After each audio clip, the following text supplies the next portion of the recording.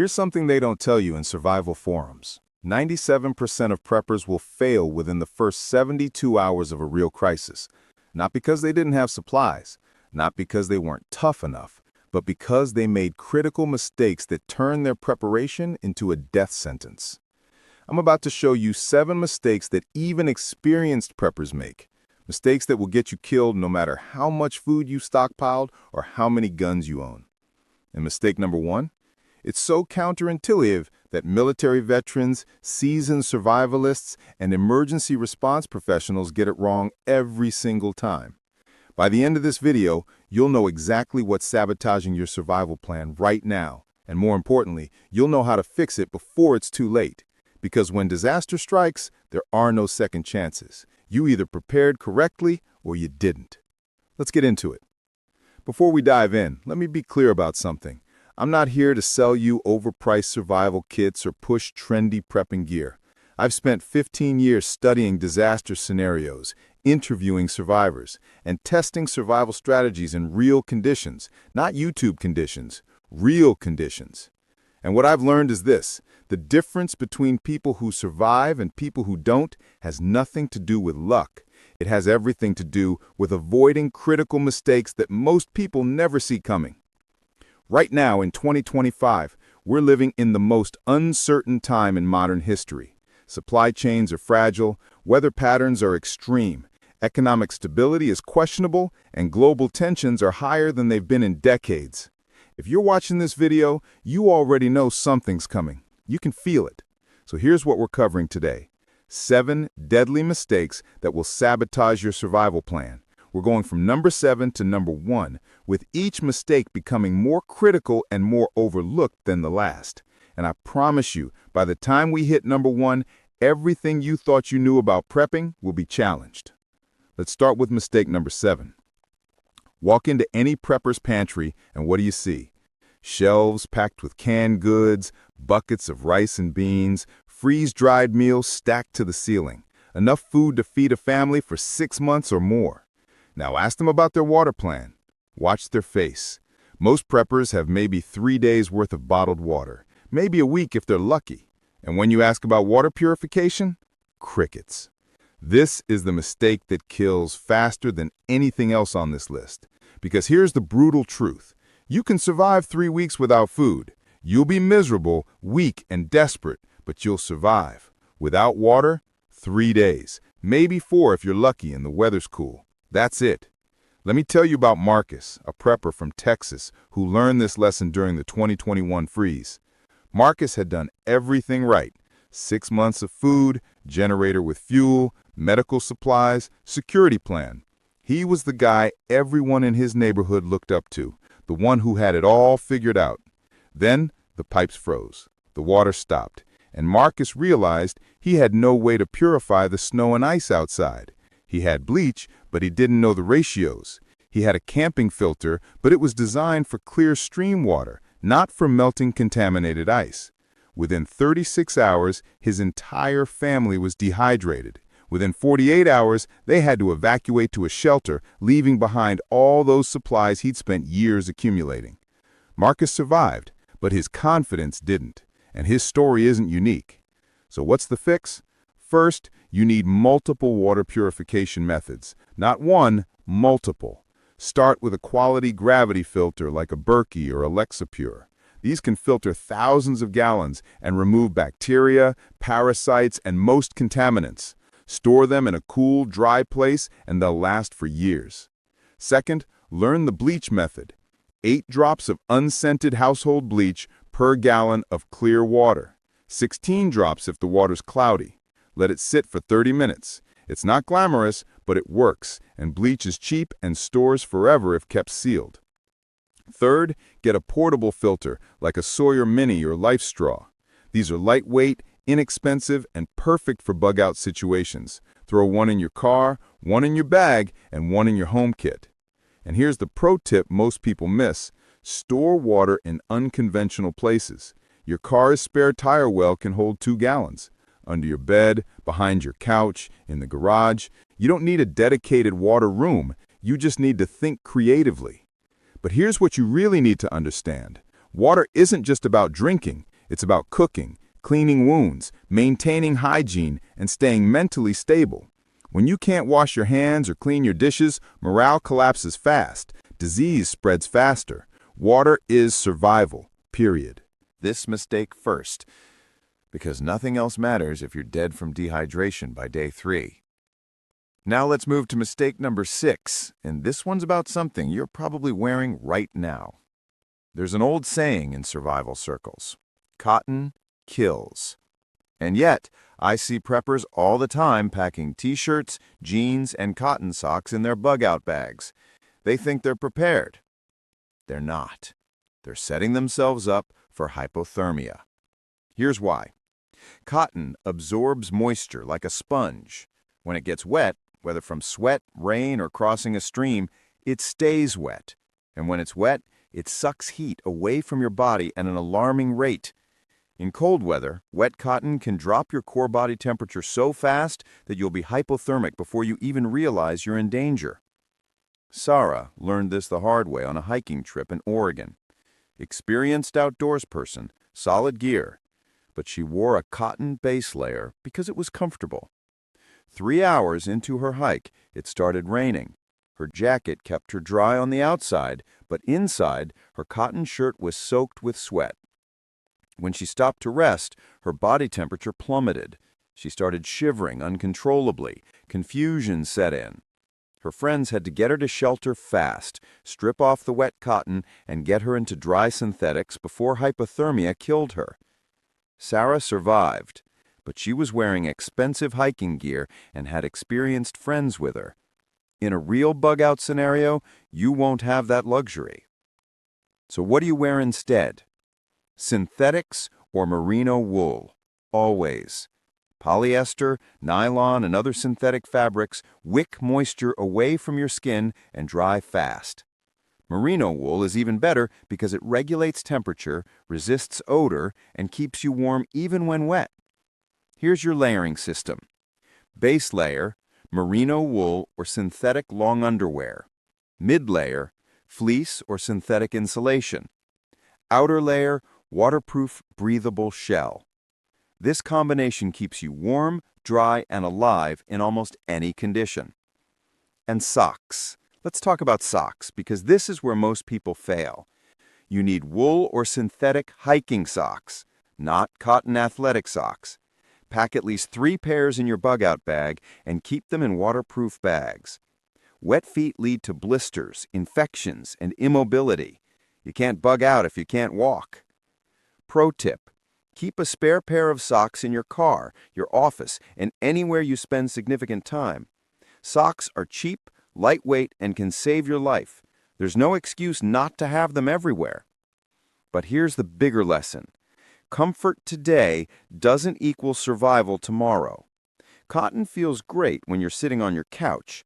It'll kill you when you're wet, cold, and miles from shelter. Make the switch now, before you need it. All right, stick with me because we're about to get into mistake number 5, and this one's a strategic failure that even experienced preppers overlook. Let me ask you a question. If your primary bug-out location is compromised, where do you go? If you're hesitating right now, you've just identified your own critical failure point. Most preppers pour all their resources into one location, a cabin in the woods, a rural property, a family member's house, and they think they're set. They're not. They're vulnerable. Because here's reality. Your perfect bug-out location can become inaccessible or dangerous in 100 different ways. Wildfires, floods, looters, roadblocks, government quarantine zones, civil unrest. The route you plan could be impassable. The property could be occupied. The area could be the epicenter of whatever disaster you're fleeing from. Let me tell you about the Rodriguez family.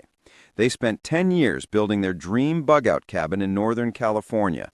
Solar panels, well water, years of supplies. It was perfect. Until the 2023 wildfires swept through the region. Their cabin and everything in it burned to the ground. And because they'd put all their resources into that one location, they had nowhere to go. No backup plan, no alternative. They lost everything. And more importantly, They lost hope. That's what one coin of failure does. It doesn't just take your supplies, it takes your confidence, your security, and your will to keep fighting. So here's the fix, and it's simpler than you think. You need 3 bug-out locations at different distances from your primary residence. Location 1, close range, 30 to 50 miles. This is for short-term emergencies, local disasters, civil unrest, temporary evacuations. It could be a friend's house, a storage unit with supplies, or even a pre-scouted camping area. The key is accessibility. You should be able to reach it within 2 hours on foot, if necessary. Location 2, medium range, 100 to 200 miles. This is for regional disasters, major weather events, economic collapse in your area, or situations where you need to put significant distance between yourself and the danger zone. This could be a family member's property, a small rental, or a trusted friend in another city. You should be able to reach this location within 1 tank of gas with multiple route options. Location 3, long range, 300 plus miles. This is for worst-case scenarios. Nationwide crises, total societal collapse, or situations where your entire region becomes uninhabitable. This location should be in a different climate zone, ideally in a rural area with resources. It's your last resort, but it needs to exist. Now here's the critical part. You don't need to own all 3 locations. You just need access and a plan. Build relationships now. Talk to family, friends, or like-minded preppers in different areas. Create mutual support agreements. You help them, they help you. And here's the pro tip. Keep go bags and supplies at each location. Not full setups, just enough to survive for a week or 2 while you regroup and plan your next move. Duplicate essentials like water filters, medical kits, and basic tools. It's redundancy that keeps you alive. But the biggest lesson here is psychological. Having multiple options gives you flexibility and reduces panic. When disaster hits and your primary plan fails, people freeze. They can't think. They make fatal mistakes. But if you have options, you stay calm, adapt, and survive. Don't put all your eggs in one basket. Ever. All right, mistake number 4 is coming up, and this one challenges the core belief of almost every prepper I've ever met. Let's talk about something uncomfortable. The prepping community is obsessed with guns. ARs, shotguns, pistols, ammunition stockpiles, thousands of dollars spent on firearms and tactical training. And I'm not saying that's wrong. Security matters. But here's the question nobody wants to answer. When was the last time you took a medical training course? Because in every disaster scenario, every crisis, every survival situation, you are statistically far more likely to need a tourniquet than a firefight. Medical emergencies will outnumber combat situations 100 to 1. And yet most preppers have a dozen guns and 0 medical skills. Let me tell you about David, experienced prepper, former law enforcement, extensive firearms training. He had the tactical skills to handle almost any threat. Then, during a routine supply run after a hurricane, he slipped on wet debris and gashed his leg, deep cut, bleeding heavily. His buddy panicked, tried to help but didn't know what to do. David bled out in 40 minutes. 40 minutes. Not from a gunshot wound, not from combat, from a simple cut that any EMT could have handled in 60 seconds. David died because he'd spent all his time preparing for the threat he feared instead of the threat that was actually going to kill him. So let's talk about what you actually need. First, take a Stop the Bleeding course. These are offered by hospitals, fire departments, and organizations like the Red Cross. They teach you how to control massive hemorrhaging using tourniquets, pressure dressings, and hemostatic agents. This skill alone will save more lives than every gun you own combined. Second, learn basic wound care. how to clean and dress injuries, how to prevent infection, how to recognize when something needs professional medical attention versus what you can handle yourself. Infections kill in survival scenarios, fast. Third, CPR and basic life support. Heart attacks, choking, drowning. These emergencies don't wait for disaster. They happen every day. And in a crisis, when ambulances aren't coming, you're the only medical help available. Now let's talk about your medical kit. And I don't mean a basic first aid kit from Walmart. I mean a serious trauma kit with supplies that match your training. Tourniquets, Israeli bandages, chest seals, hemostatic gauze, airway management tools. These aren't optional, they're essential. But here's where most people fail.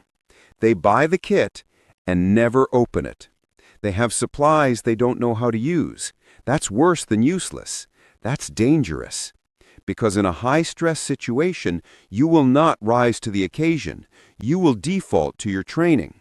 And if you have no training, you'll freeze. Here's your action plan. Within the next 30 days, sign up for a Stop the Bleeding course and a CPR class. These courses take 4 to 8 hours total and cost less than $100. That's less than a single box of ammunition. Within the next 90 days, build a proper trauma kit and practice with every item in it, not once, regularly. And here's the pro tip. Rotate your medical supplies. Medications expire, bandages degrade. Check your kit every 6 months, replace expired items, and use the old supplies for training. This keeps your kit fresh and your skills sharp. But the biggest lesson here is about priorities. Security matters, but medical preparedness will save your life more times than firearms ever will. Balance your preparation. Train for the threats you'll actually face, not just the ones that make you feel tactical. All right, we're past the halfway point, and the next 3 mistakes are where things get really serious.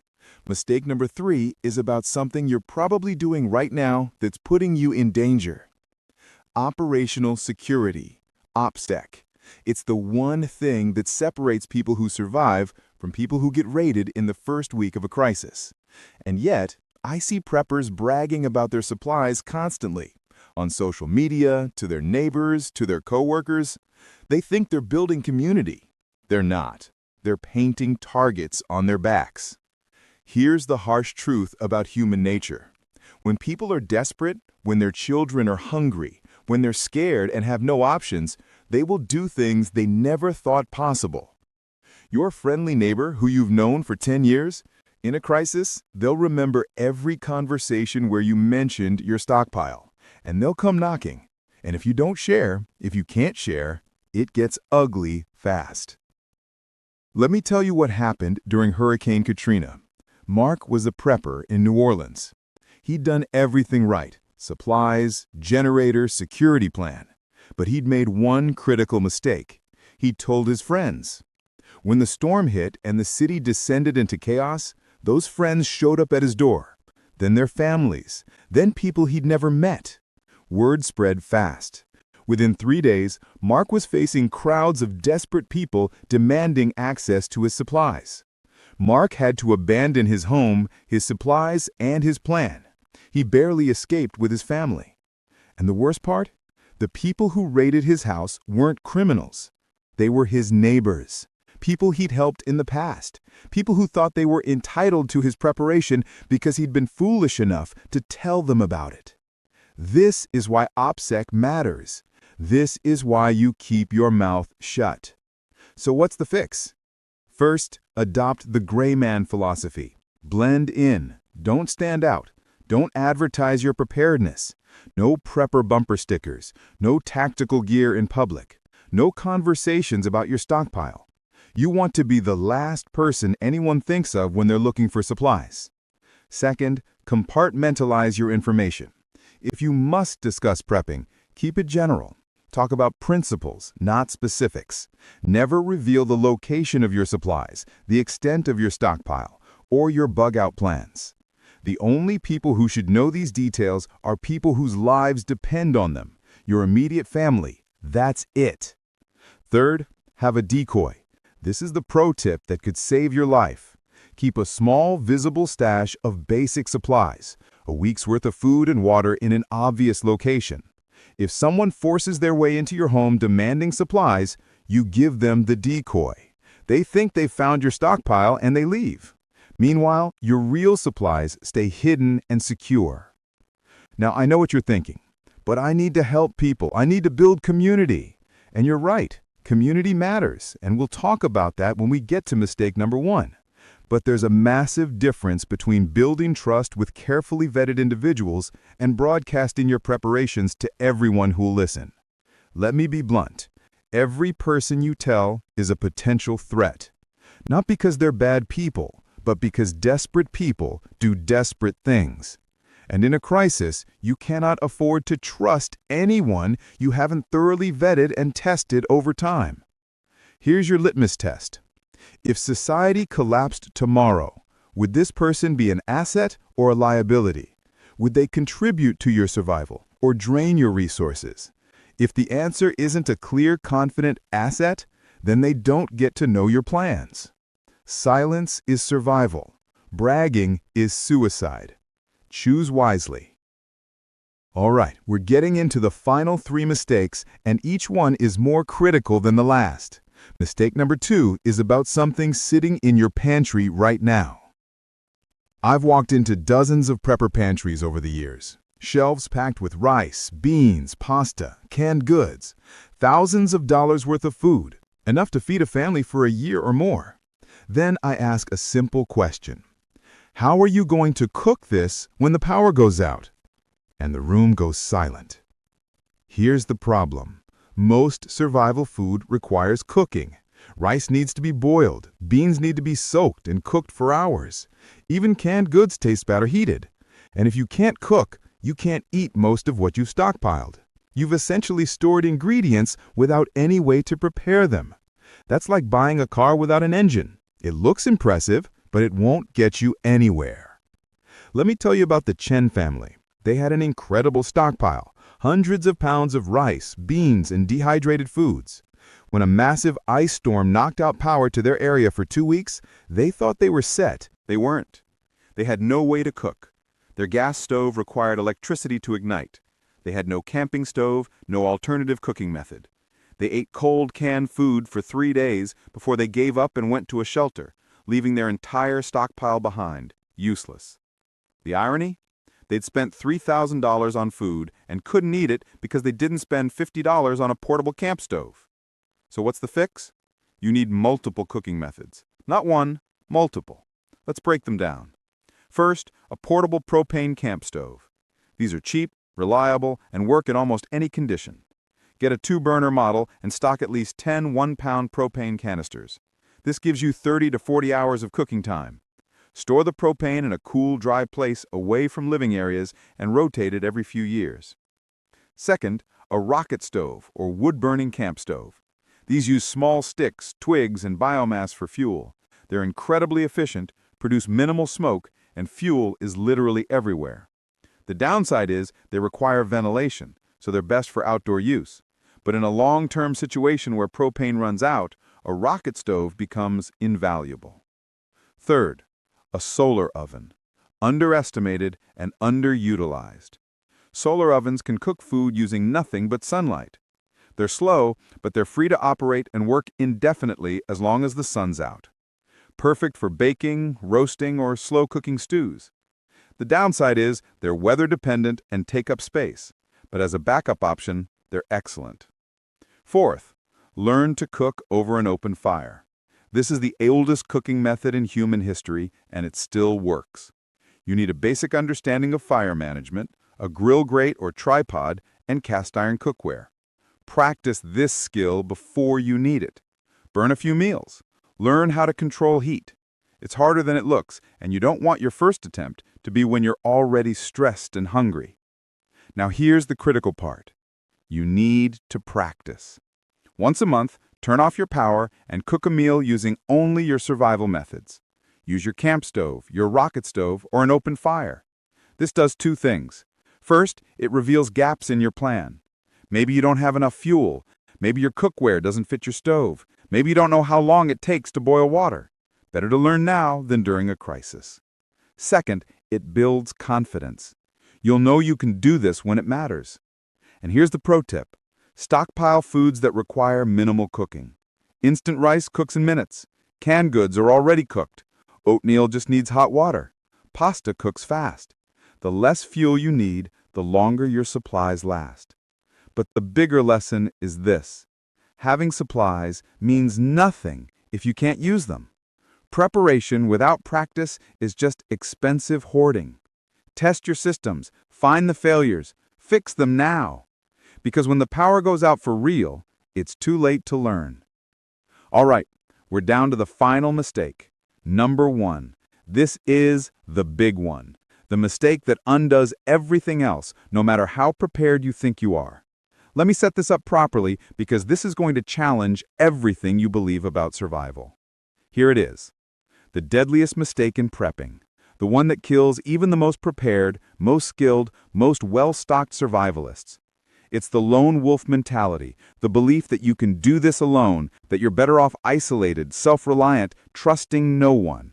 And I'm here to tell you, that mindset will get you killed faster than anything else on this list. Let me be direct.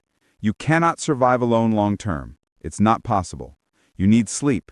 You'll get sick. You'll get injured. You'll face problems that require skills you don't have. And even if you somehow manage to overcome all of that, the psychological weight of isolation will break you. Human beings are not built for solitary survival. We're tribal by nature. And when you strip that away, when you try to go it alone, you're fighting millions of years of evolution. Let me tell you about James, former Special Forces, survival expert, extensive training. He had a remote cabin stocked with everything he needed for a year or more. When things got bad, he bugged out, locked himself in, and committed to riding it out alone. He had the skills, he had the supplies, he had the mindset, or so he thought. 60 days in, James started breaking down. The isolation ate at him. He stopped sleeping well. He became paranoid, convinced someone was watching him even though he was miles from anyone. He stopped maintaining his routines, stopped caring for his supplies. By day 90, he was malnourished, depressed, and on the edge of a complete mental collapse. A neighbor found him and got him help. James survived, but barely. And he's the first to admit now that he was weeks away from not making it. This is a man with elite training, and isolation nearly killed him. Think about that. Now, let's talk about the practical side. One person cannot maintain security around the clock. You need sleep. That means 8 hours a day where you're vulnerable.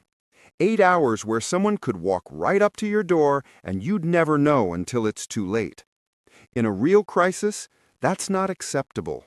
You need someone to watch while you sleep, period. One person cannot cover all essential skills. Maybe you're great with medical training, but you don't know mechanics. Maybe you know how to hunt, but you can't grow food. Maybe you're security-minded, but you're terrible at planning and organization. No single person has every skill needed for long-term survival. You need a team where everyone brings something valuable to the table. One person cannot handle prolonged stress. You will have bad days, days where you're sick, injured, or just mentally exhausted.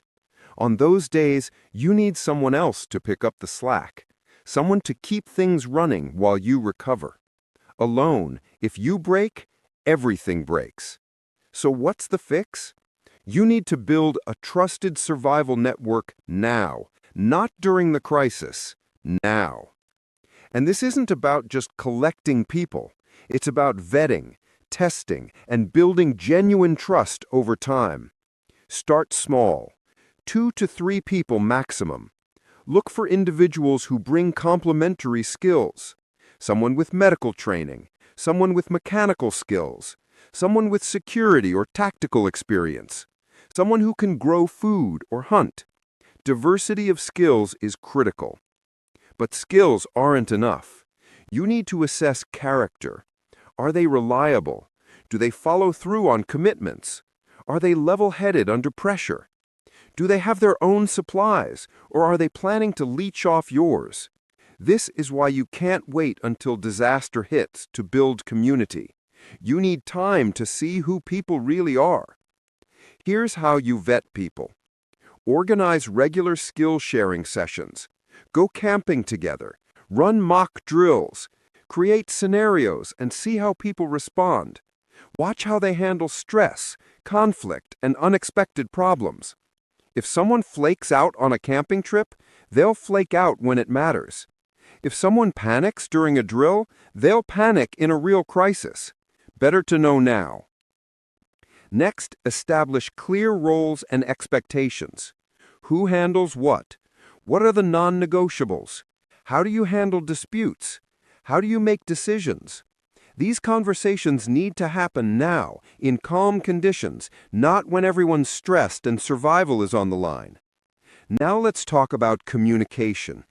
When the grid goes down, how do you stay in touch? Cell phones won't work. Internet won't work. You need backup communication plans, ham radios, walkie-talkies with extended range, prearranged meeting locations, written protocols that everyone has memorized. This isn't optional. If you can't communicate, you can't coordinate.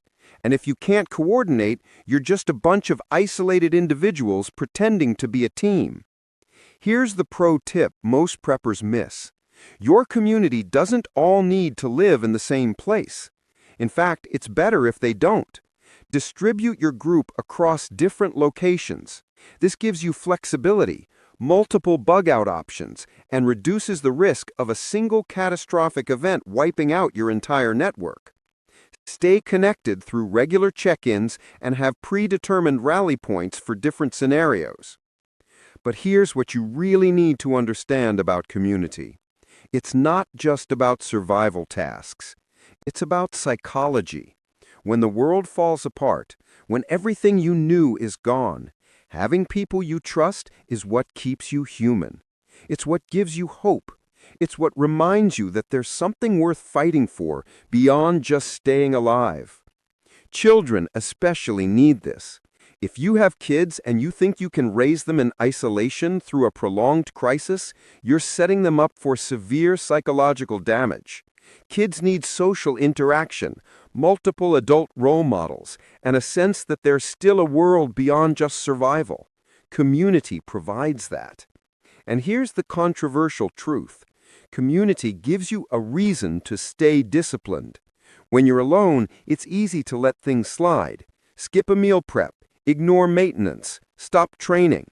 But when you're responsible to others, when people are depending on you, you stay sharp. Accountability keeps you alive. Now, I know what some of you are thinking, but you just told us in mistake number 3 not to tell anyone about our preps.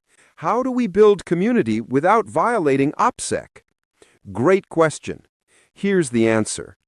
There's a massive difference between broadcasting your preparations to everyone and carefully vetting a small group of trustworthy individuals over time. You don't tell people about your stockpile on day 1. You build relationships, you test them, you observe, and only after months or even years of proven reliability do you bring them into your circle. Think of it like this. OPSEC protects you from the masses. Community protects you from isolation. Both are essential. The skill is knowing how to balance them. Finally, let's talk about what happens if you ignore this, if you insist on going it alone. Best case scenario, you burn out. You realize you can't do it and have to find help in the middle of a crisis when you're desperate and have no leverage. Worst case scenario, you die. From exhaustion, from an accident, from an injury, from mental collapse. And no one will ever know. No one will find you. No one will remember you. That's the reality of lone wolf survival. You think you're being strong by isolating. You're not. You're being foolish. Strength is building relationships, establishing trust, and creating a network that makes everyone stronger. That's real survival. All right, let's bring this home. We've covered 7 deadly mistakes. Let me recap them quickly because every single one of these can kill you. Mistake number 7, hoarding food but ignoring water purification. Fix your water plan first. Mistake number 6, wearing cotton in your bug-out bag. Switch to synthetics and wool now. Mistake number 5, having only one bug-out location. You need 3 locations at different distances. Mistake number 4, relying on guns but having no medical training. Take a Stop the Bleeding course this month. Mistake number 3, telling everyone about your preps. Adopt OPSEC. Keep your mouth shut. Mistake number 2, storing food but not knowing how to cook without power. Get alternative cooking methods and practice using them. And mistake number 1, having supplies but no community. Build your network now. Vet carefully, trust slowly, but don't try to do this alone. Here's what I want you to understand. Every single person watching this video has made at least one of these mistakes. Most of you have made several, and that's okay. The purpose of this video isn't to shame you, it's to wake you up. Because the difference between people who survive and people who don't isn't about who made mistakes, it's about who fixed them in time. Right now, you have time. The grocery stores are still full, the power's still on, the water's still running.